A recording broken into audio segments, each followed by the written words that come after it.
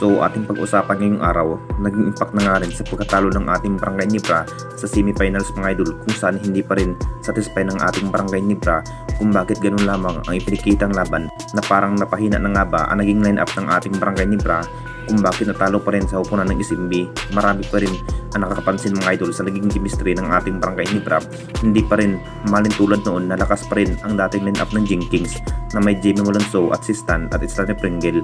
Talagang ito na nga ba, napakasulit ang dating line-up ng ating Barangay Nibra, talagang magagamit pa rin sa buong laban.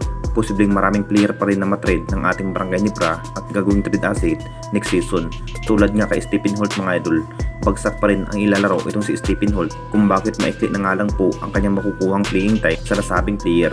Marami pa rin ang nasasabi, talagang luging-lugi na nga ba ang Barangay Nibra sa bayad itong si Stephen Holt. Nagsasalita na rin itong si Al Francisco mga idol tungkol nga kung sino ang gagawing trade asset ng Barangay Nibra next season.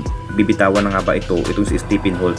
Wala pa ring maambag ang nasabing player mga idol sa upunan ng Barangay Nibra. Wala pa ring makakapantay itong si Abay Jun Marpardo ng SMB mga idol, kung bakit walang magawa nga sa depensa itong si Raymond Aguilar at Japet Aguilar. Naging free agent na nga rin ang nasabing player itong si Stephen Holt. Talagang matitrade na nga ba next season at papalitan ng bagong player? At kabilang banda na naman tayo mga idol, Scottie Thompson, may matinding inamin.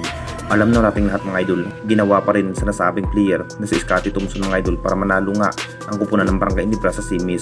Pero huli na rin ang lahat dahil next season na natin magkita muli ang ating Barangay Nibra dahil SMB at TND Tropang Giga na nga rin ang magharap bukas mga idol at nag-aagawan sa finals. Ito na nga bang inihintay ng lahat, kung sino na nga ba ang karapat-dapat na makamit ng bagong history sa ating liga.